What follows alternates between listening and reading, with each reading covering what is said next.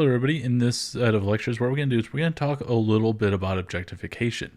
Now we've talked about objectification quite a bit throughout the entire course, usually talking about it in terms of how it may relate to dehumanization, as well as certain types of, outcomes that might be associated with objectification. But here we're just going to dive in a little bit deeper. Now, because of how I scheduled the class, I had to kind of cut out a lot of information, so this is going to be a bit more focused than what I was originally intending. But again, this is kind of due to some of the adjustments I had to make in trying to plan out the course for an online presentation rather than something that was just much more in person. However, that said, this is going to be something that we'll also kind of return to in the final set of lectures where we just provide a little bit more information on dehumanization, anthropomorphism, and objectification. It's just kind of like a bunch of things that I think are interesting or important to know that we just quite didn't get to in the other sections due to probably a lack of fit with the topic it was centered on. And in a sense, a lot of the discussion that's going to be focused in that last lecture on dehumanization, anthropomorphism, and objectification is going to fit into a lot of ideas about individual differences and situations that are going to lead to a tendencies to engage in one of these different processes. So what type of people and what type of situations elicit one of those or the other. Now, for this lecture though, or this set of videos for this lecture, I'm going to be focusing more specifically on objectification. However, there's going to be one study that I'm going to be talking about that actually does a discussion on the relationship or perhaps the kind of counter views of objectification and animalistic dehumanization in terms of sexualized women. And with all this, I'm going to kind of just give the overall general warning that we are going to be talking about some very unpleasant and horrible things in this lecture, as we've kind of talked about through the entire course. But here we will be talking about something such as sexual assault, so just an FYI. Now, with that said, let's go ahead and get into the topic of objectification. So at this point, you should be pretty familiar with this concept of objectification. But I want to give it kind of a definition that's used quite a bit and is often quoted in a lot of the research looking at this process.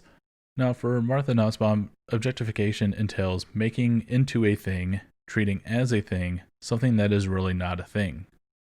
So here's kind of important to notice a couple things. First, she's not just limiting it to the idea of treating a person as a thing or an object. It's just turning anything that's really not a thing into an object. Now, taking this at kind of a very literal and explicit level, well, this offers a lot of interesting kind of ideas for what may kind of go under this idea of objectification. For example, the idea of an idol, something that may represent something larger, such as a god, a spirit, or something that we tend to build idols as some sort of representation. And kind of the idea of an idol is that, yeah, we're creating an object out of some abstract, ethereal, or non-physical entity or idea. However, that goes way beyond the scope for this class right now, so let's go ahead and just focus on this idea of objectification of persons. So, in other words, this would be objectification entails making into a thing, treating as a thing, something that is really a human. So this definition, although very informative and something that's quite influential in how people kind of conceptualize the idea of objectification, another great contribution that she's provided to the literature is outlining 7 different features or characteristics of objectification. So this is going to be consisting of the ideas of instrumentality, so treating a person as a tool. It's also going to be this idea of denial of autonomy, so treating them as if they lack any kind of autonomy or as well as self-determination, making their own choices. There's the idea of inertness, so the idea that they lack any agency or activity, so they are basically just not mobile in a sense. There's also the idea of fungibility, that they can be simply replaced with something that is very similar and nothing bad would happen. There's the idea of viability, so the idea that there's, it's permissible to break them or be rough with it. There's also the idea of ownership, that they can be owned in some sort of way. And then there's the denial of subjectivity, so the denial of their experiences and various types of feelings that are not taken into account. Now, with these characteristics, some people kind of broke these down into a bit more smaller subset of, dimensions or factors. So one of these are going to be kind of a split between the idea of it being a tool as well as a denial of humanness. So the tool kind of dimension here would be the instrumentality, the fungibility, ownership, and viability. Whereas the denial of humanness, on the other hand, will be the denial of autonomy, the inertness, as well as denial of subjectivity. So with these two different types of categorizations or dimensions of objectification, we can see that there's one aspect or one subfactor that is essentially denying their humanness, and then once they're denied their humanness, well, what do we do with them? Well, we treat them as some sort of tool.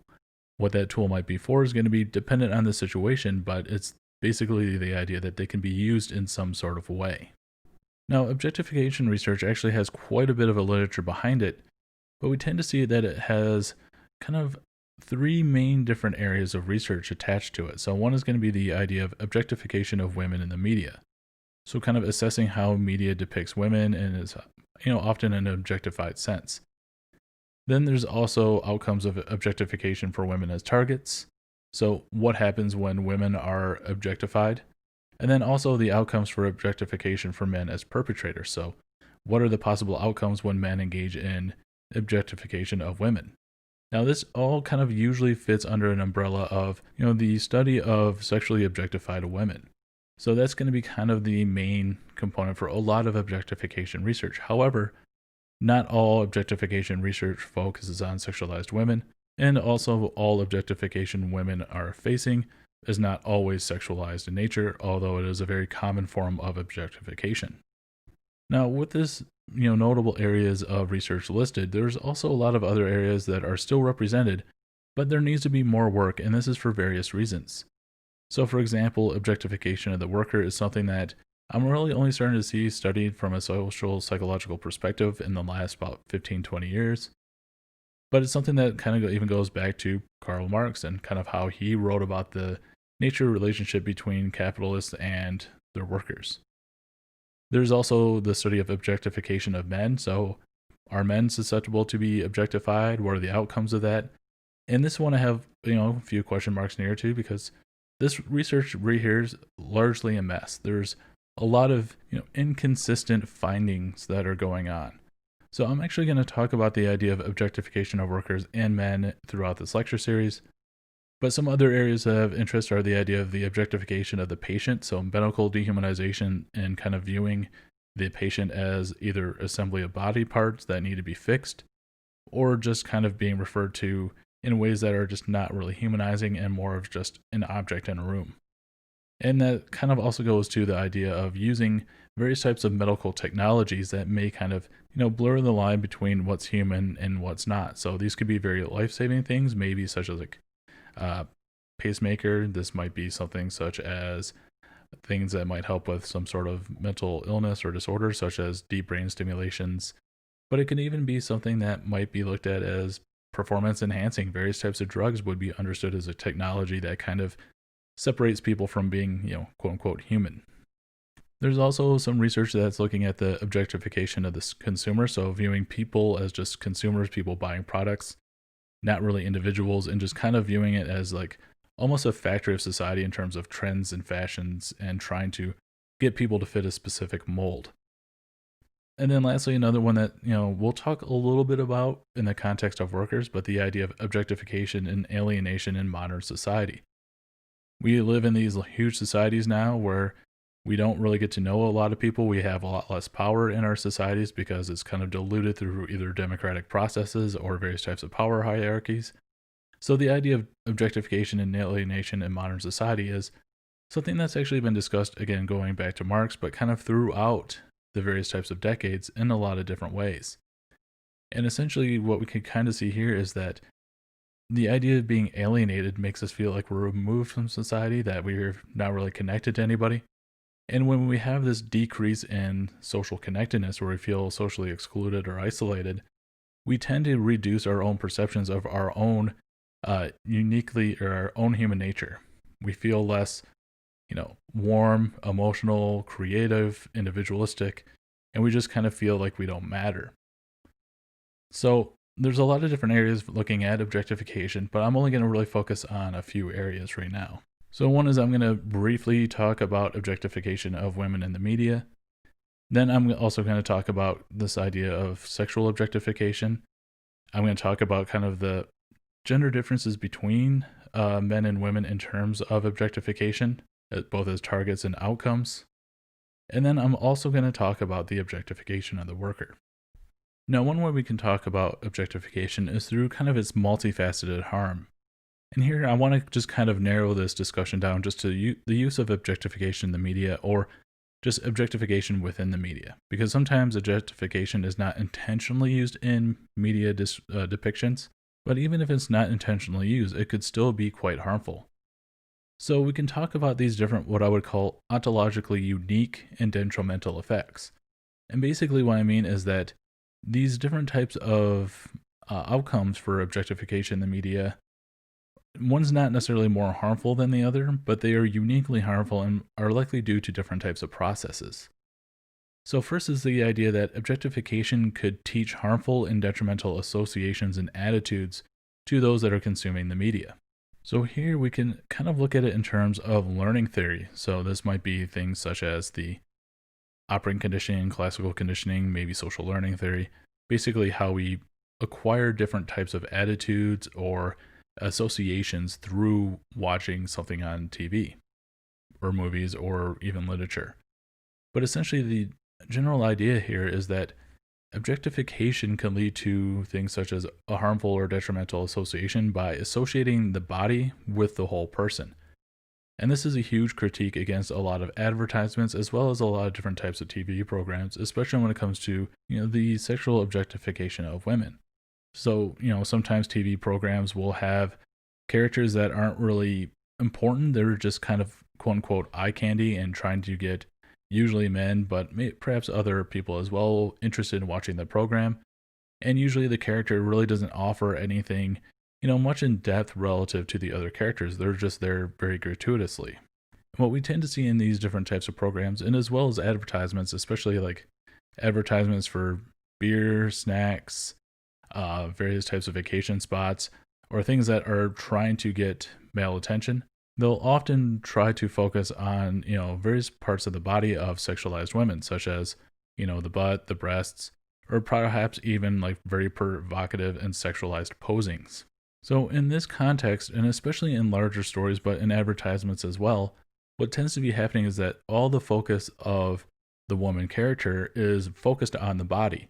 And there's really no kind of discussion of things such as personalities, desires, attentions, agency, things such as career, ambitions. All of those different things are ignored, and there's only the focus on the body. So this becomes the association of a woman as a person, not really as a person, but rather just a physical body, and that's it. And this is especially detrimental when we talk about this in the context of various types of narratives. So programs that have other more fully fleshed out characters, well, if these people are fully fleshed out, but we're only seeing kind of these more sexualized focused imagery or depictions of the women in this show, well, again, this is going to suggest that women have less depth and they're only going to be known for their bodies, or that's all the value that is associated with them. And we'll talk about the damage that this can have for women and men in just a moment. Now, another thing that objectified, and especially sexual objectification in media, can do is to promote or further entrench the various types of gender roles and stereotypes within a society. And we actually see in various studies that both men and women, when they're watching characters of sexualized women, tend to increase their endorsement for various types of gender roles and stereotypes, such as women should be mothers staying at home and not in the career workforce, that they should be as strong and, they should be much more relational. All of these different things could be enhanced through the sexual objectification of women in the media. Now, another detriment of the objectification of women in the media is that there tends to also be associated with a decreasing in well-being and physical health for women when watching or absorbing these different types of objectified depictions.